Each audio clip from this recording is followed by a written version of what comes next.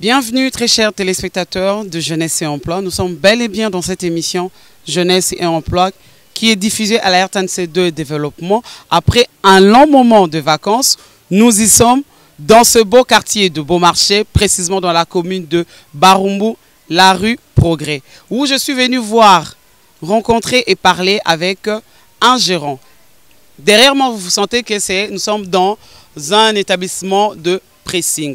Je vais parler avec ce jeune homme, comment il gère, comment il a commencé son parcours, sa vision et pourquoi pas sa projection vers l'avenir. Nous allons le découvrir tout à l'heure. Bonjour Monsieur John Kayembe. Bonjour Madame Nadia. Je sais que vous êtes gérant ici et je suis là pour parler avec vous. Mais explique-moi d'abord en un mot, être gérant, c'est quoi? Bon, être gérant, d'après moi, pas de, généralement, bon, d'après moi, être gérant, c'est que je suis ici, ce que je fais ici, normalement, je gère l'argent, l'entrée, la sortie, comment faire des dépenses et autres, ça c'est d'après moi, ce que je fais ici. Mais non, il y a de nombreux téléspectateurs qui te suivent et qui se disent, c'est peut-être difficile de gérer, c'est peut-être difficile de se prendre en charge. Est-ce qu'on peut savoir en long et en large comment tu as fait pour qu'un jour on te confie cet établissement et que tu puisses gérer? Bon, je ne trouve pas que c'est un peu difficile comme les gens le pensent. Je ne peux pas dire plus facile, mais c'est aussi une manière de s'adapter. Comment moi j'ai commencé d'abord, j'étais quelque part où je vendais d'abord mes crédits. J'avais commencé à prendre les crédits à crédit. On m'avait fait connaissance à un monsieur qui vendait les crédits en courant.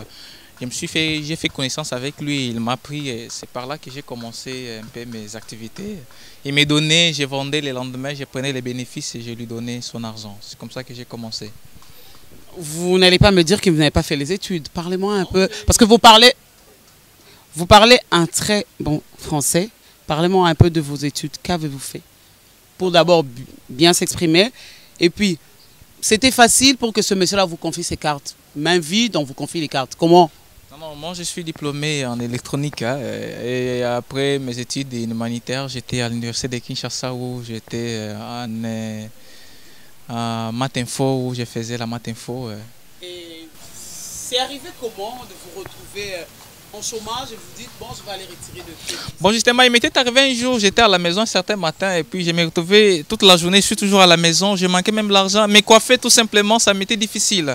Il est arrivé qu'un jour, je me suis vu avec un ami qui m'a connecté, mais comment toute la journée tu ne fais rien? Je me suis dit bon, je n'ai pas l'argent. Il m'a dit que non, qu'est-ce que tu peux faire? J'ai dit bon, moi premièrement, je peux commencer à vendre mes crédits. Il m'a dit bon, comment tu peux commencer? J'ai dit mais je n'ai pas l'argent.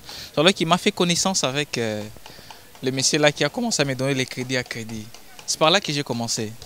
Donc vous n'avez rien, mais il a accepté. Dire rien, ce n'est pas rien comme tellement. J'avais quelque chose d'insignifiant, tu vois.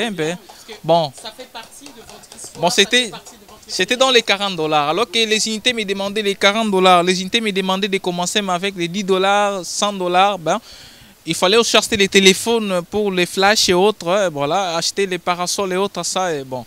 J'avais l'argent uniquement que pour acheter les téléphones, les matériels. Voilà, mais je n'avais pas de produits à vendre. Alors que lui m'a amené chez les monsieur là qui m'a aidé à me donner à crédit les crédits. Mais ça se passait comment la journée? C'est-à-dire vous vous réveillez le matin, vous vendez et puis le soir vous allez reverser sur le monsieur à qui vous prêtez les crédits. Ça se passait comment votre première expérience ou vos premiers pas? Pour commencer, ce n'était pas facile parce que lui, les messieurs, d'abord, il les refusait. C'est mon ami qui lui a garanti que s'il arrivait quelque chose de complication, bon, je serais conséquent. Alors il a accepté dès le début. Là, moi-même, je m'étais dit que non, je dois être sérieux. Dès que j'ai trouvé de l'argent, même s'il me fallait entrer, n'est pas beaucoup gagné, mais que j'ai essayé de garder la crédibilité auprès du monsieur qui me donnait des crédits. C'était comme ça. C'était pas facile comme tel. Oui. Et à l'époque, vous payez quand même l'eau, l'électricité ou achetez votre pain avec ça? Non, bon, dessous, là, quand je les faisais, d'abord, j'étais chez une grande sœur où j'habitais. Là, je ne payais pas l'eau, l'électricité. Il y avait les grands frères qui nous responsabilisaient. Moi-même, j'ai cherché ça pour mon argent des poches. J'ai conçu aussi mon avenir. Qu'est-ce qu'il peut faire dans le futur? C'était pas que non, je ne payais pas, sauf l'endroit où je les faisais, j'ai payé à la fin du mois. Dans les 5 $, quelque chose de... Oui. Devant une parcelle ou... C'était devant une parcelle. De quelqu'un, juste en face de l'aéroport, quelque part là, c'est là où je faisais, l'aéroport d'Indolo. Et avant qu'on en arrive ici, au niveau de cet établissement qui est, ça c'est vraiment organisé et puis c'est légal. Ça se passait comment? Quelques difficultés rencontrées parce que vous étiez dans la rue, ça se passait comment? Donc, pour parvenir à être ici... Avant ici, là sur place, quand vous étiez encore revendeur. Normalement, d'abord, je n'allais pas quitter là-bas. Normalement, je n'allais pas quitter là-bas. Il est arrivé à un moment donné, je crois, lors des élections de 2011. Bon, là, en face des camps de l'aéroport d'Indolo, on n'acceptait pas que les gens y vendent. Il y avait trop de tracasseries là-bas. Les soldats venaient nous chasser. Ça me dérangeait des fois et ça m'a vraiment découragé de ne plus continuer encore là-bas. Entre-temps, je cherchais ce que je dois faire. Oui, c'est ce qui m'est arrivé là-bas de quitter. Sinon, je n'allais pas quitter personnellement. Je n'allais pas quitter. Et comment vous avez frappé la porte de cet établissement? Vous avez dit à votre papa, parce que je sais que ça appartient à la famille. Bon, un matin, vous dites, vous devez gérer. C'était comment?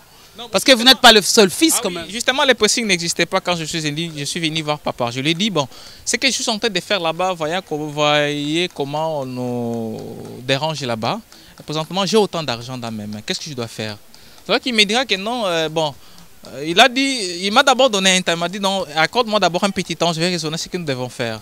Il m'a dit, venez tel jour, parce que moi, je ne suis pas à la maison, je me débrouille quelque part où j'ai... Il m'a dit, viens tel jour. Et quand je suis repassé, il m'a dit que non, non, j'aimerais créer un petit pressing du côté des beaux marchés là-bas. Est-ce que tu ne peux pas être là-bas, gérer là-bas et avec tes activités là, des cartes vente que payer, et faire tes bradages et tes échanges là-bas? J'ai dit oui, j'ai pu accepter. À tout au début là, c'était un peu difficile parce que d'abord accepter de travailler avec les parents. Là, tu es contrôlé trop, hein, tu vois. Ça ne m'arrivait pas, c'était pas facile du tout. Ouais, un peu. Avant d'entrer dans notre vif sujet, de parler avec ce gérant qui est John Kayembe, toujours dans le quartier Beaumarchais, j'aimerais que vous puissiez découvrir en long et en large comment la vie de ce pressing se passe. Il n'est pas seul, hein, il a un collaborateur. Suivez d'abord cet extrait de la vie de ce pressing.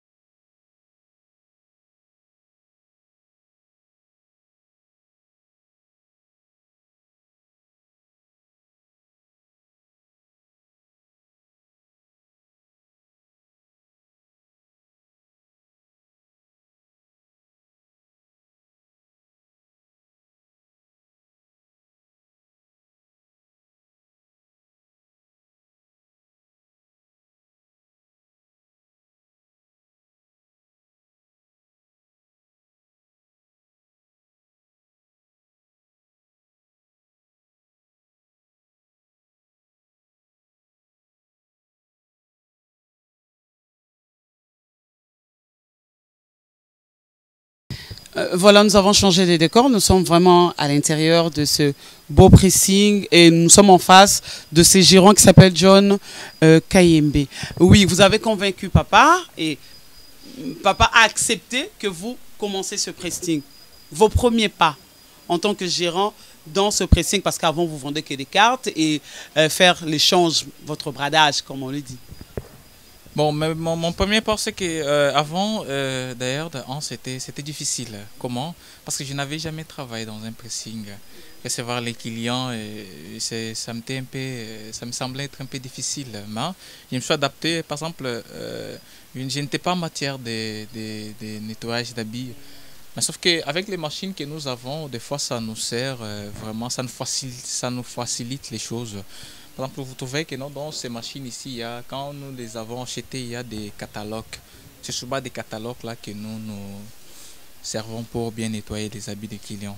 Qui est allé faire la demande au niveau des autorités pour avoir les documents qui vous autorisent à ouvrir ce pressing? C'était vous ou c'était lui-même le propriétaire? Non, c'était lui-même le propriétaire qui a fait toutes ces démarches-là, c'était pas moi.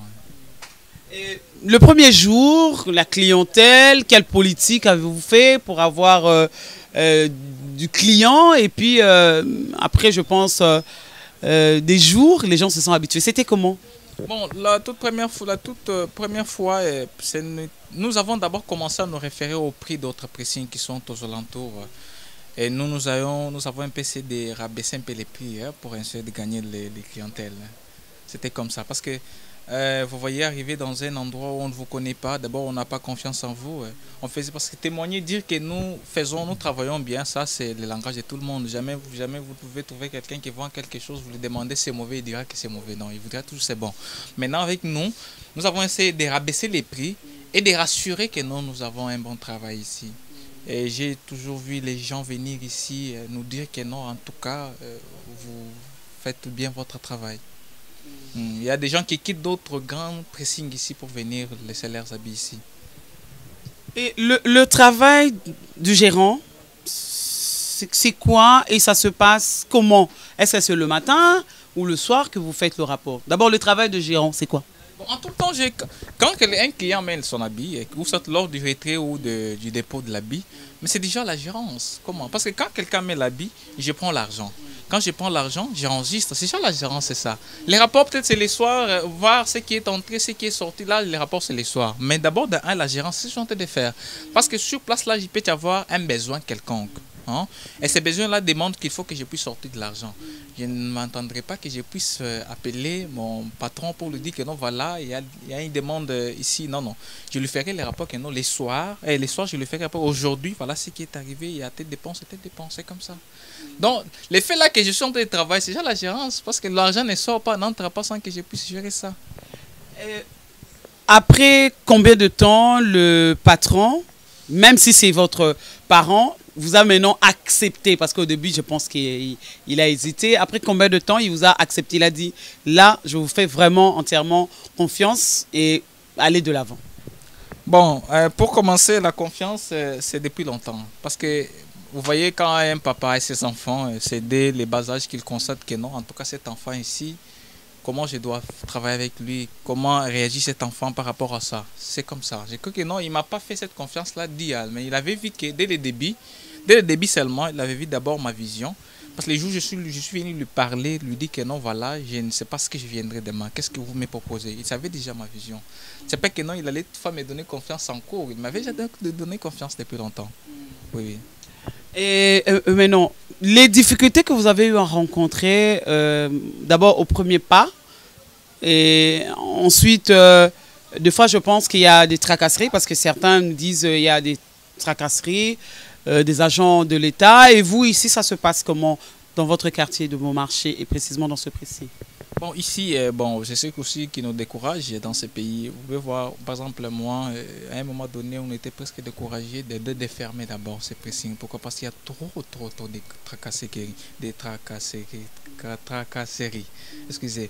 Maintenant, bon, au fur et à mesure qu'ils viennent, nous nous habituons petit à petit. Hein, parce que des fois, quand ils viennent, vous voyez, il n'y a pas l'argent. Tout au début, là, il n'y avait pas l'argent qui entrait. Voilà, ils viennent avec des amendes et tout autre. Là, vraiment, ça nous dérangeait trop. Maintenant, actuellement, là, nous nous habituons parce que, bien c'est là, nous serons toujours obligés à payer ce qu'ils demandent. Mais ça exagère aussi. Ils exagèrent vraiment. Et sur ce mot, que demandez-vous à l'autorité qui nous suit?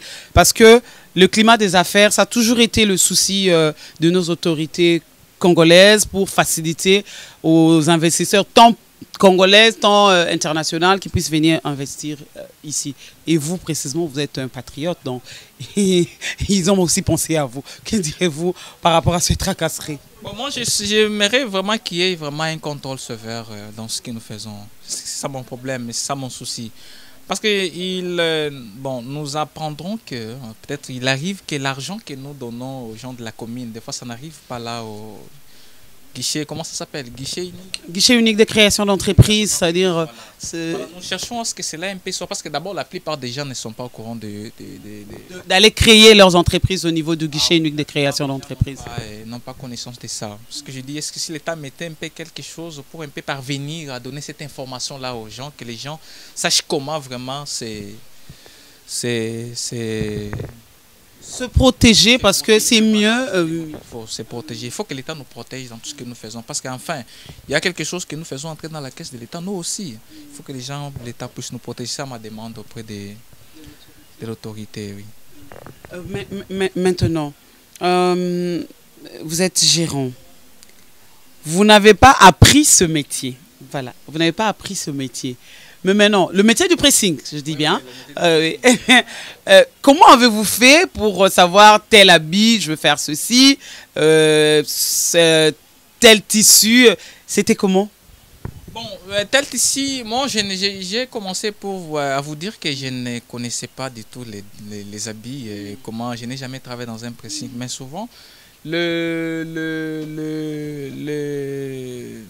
Oui, pour les machines, c'était le catalogue. Le catalogue, oui. Celui qui a fabriqué ces machines ici, il avait vraiment pensé à nous qui ne connaissons absolument rien sur les machines. Il nous a donné des catalogues et c'est sur ces catalogues-là que nous nous référons plus. Quand quelqu'un amène son habit, hein, il y a toujours, bon, je ne sais pas ceux qui font ça. C'est pour ça que j'ai conseillé d'abord aux gens qui nettoient les habits à la maison, d'amener ces habits-là au pressing. Parce que ce sont les gens des pressing-là qui connaissent bien nettoyer les habits. Vous voyez par exemple les étiquettes qui sont collées sur les habits. On a toujours indiqué, il y a toujours des indications de comment nettoyer les habits. Parce que c'est lui qui a fabriqué cette machine ici. C'est bien celui qui a aussi fait les habits. Il connaît comment ça se nettoie. Maintenant, je me référais aux étiquettes qui sont collées sur les habits et des indications qui sont sur ces étiquettes-là. C'est alors que je me réfère avec des catalogues, je vois que non, ça peut se nettoyer avec telle température, avec tel nombre d'essorages et tel nombre de rinçages. C'est comme ça que je travaille. Petit à petit, j'ai d'abord pris le temps de lire d'abord les catalogues et comprendre d'abord comment le fonctionnement de ces machines. Et les tissus compliqués, on disait, vous devez lire là où il n'y a pas d'étiquette. Parce que ça nous arrive. Je vais voir un tissu, un habit, on peut m'amener un habit que je constate que peut-être il n'y a pas d'étiquette. Bon, je peux regarder un peu la manière, les gens des tissus. Est-ce que ça ressemble avec un tissu que j'ai une fois nettoyé? Vous voyez? Maintenant, c'est par là que je regarde, non, cet habit ici, une fois, on m'avait amené un habit du genre. Je regarde maintenant comment j'avais nettoyé l'autre là à partir de mes catalogues que j'ai ici. C'est comme ça que je nettoie. Ça, tout au début là, ça m'arrivait parce que vous voyez, si vous ne parvenez pas bien à nettoyer les habits, vous risquez d'abîmer les habits des gens. Il y a certains habits, si vous nettoyez comme ça, ça se détériore. Il y a les couleurs qui, voilà. Avec ces habits pareils, nous nous référons toujours à ces catalogues-là. Ça nous aide beaucoup. Et maintenant, le rapport chez votre patron, c'est chaque semaine ou c'est chaque mois? Comment ça se passe pour faire le rapport? Parce que vous gérez en permanence, matin, midi, soir, c'est vous qui vivez les difficultés, le contour de cet établissement. Et le rapport final, vous le donnez à quel moment? En une semaine ou après un mois? Non, pas après une semaine, non. Souvent, c'est les soirs où j'ai fait un petit texto, hein, parce que ce n'est pas toutefois des cas, parce que... Avec la modernité. Je fais un texto les soirs, que non, voilà, aujourd'hui, il y avait telle chose, il y avait telle entrée, telle sortie, voilà ce que je garde en caisse. S'il y a un peu de dérangement des agents, bon, je peux dire un dérangement comme tellement, s'il y a un peu des agents de l'État qui étaient passés, je lui informe que non, voilà, il y avait aussi, je lui fais un appel pour dire que non, aujourd'hui, telle personne, telle chose était arrivée, comme ça, c'est comme ça que je l'ai fait. Mais chaque soir que j'ai fait les rapports. Et j'ai vu que vous avez un collaborateur, vous travaillez avec lui. Votre collaboration, ça se passe comment? Vous êtes jeune et lui aussi. Avant, vous étiez seul quand vous travaillez au niveau non loin de marché Zigda. Mais ici, vous avez un collaborateur, non seulement un patron, mais aussi un collaborateur. Vous êtes chef, ça se passe comment? Non, bon, justement, je ne le prends pas comme étant mon travailleur, mais nous travaillons avec lui. Comment? Parce que... Premièrement, quand on amène les habits, lui aussi, ce n'est pas seulement qu'il est repasseur, mais il détache aussi les habits. Parce que nous avons certains produits, quand un habit est taché, Il y a certains produits que nous utilisons pour détacher cet habit-là. Et lui aussi, il les fait des fois. C'est pas qu'il est seulement là pour repasser, mais il m'aide aussi. Des fois, je peux être aussi équipé avec l'échange et autre chose. Et lui, là-bas, il détache les habits. C'est pas seulement qu'il repasse, mais il détache aussi les habits.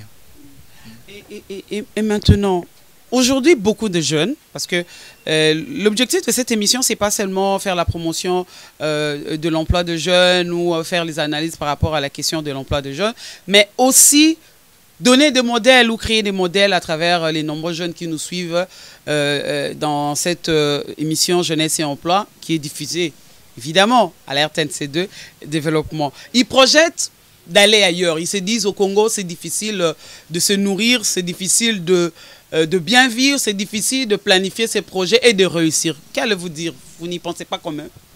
Bon, moi personnellement, je suis quelqu'un, d'abord pour commencer, je suis un chrétien. Je suis quelqu'un qui voit un peu les choses autrement. Parce qu'aujourd'hui, je peux être ici à Kinshasa, je peux tout noyer ici sans pour ne pas gagner. Je pars aux États-Unis, je gagne la vie. Il y a des gens, par exemple, je connais un monsieur qui m'avait parlé dernièrement d'une dame qui vivait en France avec son mari. Bon, cette femme-là, elle est congolaise, elle est allée en France, elle s'est mariée là-bas. Elle est revenue ici disant que non, ici au Congo, il y a l'argent. Mais ils ont un département là-bas avec son mari. Mais ils ont préféré quitter là-bas, venir travailler sur le Congo. Je me suis dit, mais ici, il y a l'argent ici. J'ai un frère dernièrement qui a quitté l'Afrique d'ici, il est venu ici travailler. Il dit, ici au Congo, il y a l'argent. C'est pas dit que non, quitter, c'est ça ce qui va résoudre tout. Commencez d'abord à créer d'abord ton environnement. Comment tu dois d'abord arranger d'abord ton environnement avant de quitter. Qu'est-ce que tu as déjà fait dans ton pays avant de quitter que tu n'as pas réussi? Commence d'abord par là. C'est pas seulement tu te réveilles un certain matin, aujourd'hui tu vis, je pars aux États-Unis. Tu rêves que ça. Sans d'abord commencer d'abord à arranger d'abord ton environnement. Ce n'est pas comme ça qu'on fait les choses. Commence d'abord avec ceux qui t'entourent. C'est comme ça.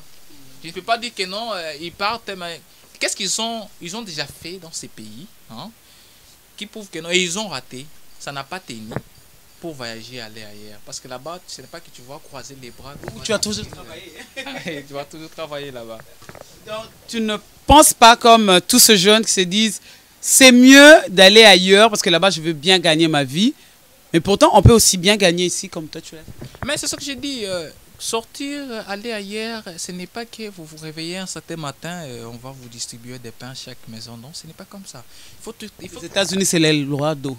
Ah non, c'est pas ça. Moi, il y a un passeur dernièrement qui est parti aux États-Unis, qui a trouvé des jeunes Congolais qui quittaient ici, fuyant la crise ici, mais qui se retrouvent là-bas aux États-Unis. Là, ils dorment dans des caniveaux. C'est pas dire que non, quand nous sommes aux États-Unis, ça veut dire que nous sommes au paradis. Non, ce n'est pas ça. Il faut toujours travailler. Gérant, fils du propriétaire, mais entre-temps, vous avez aussi un collaborateur. Vous ouvrez à quelle heure pour fermer à quelle heure? Peut-être. Nous ouvrons à 8h, juste, plus tard 8h, juste pour fermer à 20h, juste. Vous-même, vous êtes là à 8h? À 8h, moi-même, je suis là. Et des fois, il vient me trouver. Hein. Des fois, il vient me trouver. Des fois, il peut arriver que je les trouve aussi. C'est réveillé un tôt matin que moi. Hein. Je les trouve aussi et nous ouvrons ensemble avec lui. Et nous commençons à travailler. Et cet esprit de la responsabilité, vous en avez depuis votre enfance ou bien au fur et à mesure que vous vous perfectionnez dans la profession et ça vous a donné cette autorité ou ce respect de l'heure? Ah bon, le respect de l'heure, ça a toujours été dans mes principes. Bon, je me disais aujourd'hui, si moi j'ai parvenu à être peut-être une grande personnalité dans ce pays, je serai parmi les gens qui vont sanctionner trop de personnes qui arrivent en retard. Hein. Et moi, c'est comme ça. Parce que depuis ça, c'est comme ça que je suis. Arrivé en retard. Même moi-même, quand je me réveille, bien que je ne suis pas trop contrôlé sur l'heure d'arrivée, hein, mais je m'efforce quand même. Dès que je suis à la maison et qu'il est 7h30, je ne suis pas à l'aise. Je dois être déjà à cette heure-ci pour que 8h juste, je sois déjà à mon poste de travail. Vous voyez? C'est comme ça. C'est aussi une habitude. Hein. Me réveiller tôt, c'est déjà une habitude. Et s'il m'arrive d'ailleurs, et peut-être même il y a des fériés, les jours fériés, et que je ne viens pas, des fois moi-même je ne me sens pas toujours comme quelqu'un qui... La journée n'est pas toujours bonne quand je ne suis pas ici. Donc je trouve que c'est ici où je dois un peu faire quelque chose pour mon futur. Voilà. Et que direz-vous à ces nombreux jeunes qui pensent que je peux être un tout petit peu paresseux ou avoir un peu trop de sommeil et nakubonga kaka, comme ils le disent, c'est-à-dire la chance est quelque chose de facile. Qu'allez-vous dire à tous ces jeunes qui vous suivent? Quelque chose de facile, c'est pas tout le monde. Il y a oui, exactement, il y a des gens, mais si c'est sur 100%, ça peut être peut-être 2% ou 1%, mais sinon, on doit travailler. Moi, je me rappelle la plupart, pas même me rappeler, mais j'ai déjà lu la plupart des grands hommes qui ont vécu dans ce monde. Ils ont commencé par travailler. Hein. C'est pas dit qu'ils se sont réveillés un certain matin. Par exemple, prenons les cas des grands savants, les Socrates, les Albert Einstein, comment ils ont travaillé durement. Pour aujourd'hui, arriver à être étudiés aujourd'hui comme les étudiants aujourd'hui, ils ont fort travaillé. C'est pas que non, vous vous réveillez. D'ailleurs, ils ont d'abord pris le temps de travailler pour plus avoir du temps plus tard. Mais je ne crois pas que, par exemple, quelqu'un comme Einstein a eu à se reposer un temps, il faisait que des recherches. Aujourd'hui, c'est un grand homme, étudié dans le monde aujourd'hui. Un grand point de référence aujourd'hui. C'est comme ça. Être paresseux, même la Bible nous parle de la fourmi, qui doit travailler durement pour faire la conservation pendant... C'est comme ça. Pendant l'hiver, c'est comme ça. Sinon, il va se retrouver en train de chanter. De chanter, c'est comme ça. Vous allez chanter, parler, faire quoi, ça ne changera absolument rien. Il faut travailler. Travailler, c'est bien. Travailler, c'est bien. Je pense que c'est votre mot de la fin. Ou bien vous avez quelque chose à ajouter par rapport aux nombreux téléspectateurs, surtout les habitants de Beaumarchais qui vous suivent? Bon, les habitants du Beaumarchais qui me suivent en ce temps même, je leur demande de... Parce que un constat que j'ai fait dans ces quartiers de Beaumarchais, c'est que la plupart des gens veulent être un peu de... Comment dirais-je, avoir une certaine mode de vie qu'ils n'ont pas. Luxe, voilà, je peux dire. Ils ont un certain mode de vie luxe, alors qu'ils n'ont pas... Ils n'ont rien. Mais vous les voyez, vous les verrez en train de déambuler partout. Vous voyez, par exemple, moi je suis ici le matin. Je constate qu'il y a quelqu'un qui, depuis le matin, je le verrai toujours en cinglé. Il est matin en culotte, à midi en culotte, le soir en culotte. Demain, toujours la même personne, là, tu le verras toujours avec la même culotte. Et il ne fait absolument rien. Et tu le verras toujours en train de chanter. Oh, demain, je serai comme ça, demain, je serai comme ça. Mais sans travailler, ce n'est pas comme ça. Nous devons travailler afin de gagner la vie. Même la Bible nous dit de travailler. Qui ne travaille pas, ne mange pas. C'est ça. Merci, je pense sur ce mot, je vous dis merci d'avoir accepté l'invitation de cette émission Jeunesse et Emploi qui est diffusée à la RTNC2 Développement. Merci à nos nombreux téléspectateurs qui nous suivent à travers cette émission Jeunesse et Emploi. Merci à Giscard qui est mon collaborateur fidèle qui était avec moi pendant l'enregistrement de cette émission. Et merci au réalisateur Mwanda Mizoza et pourquoi pas à toute la grande équipe technique de la RTNC2 Développement. On va se retrouver prochainement, même heure, même chaîne. Au revoir.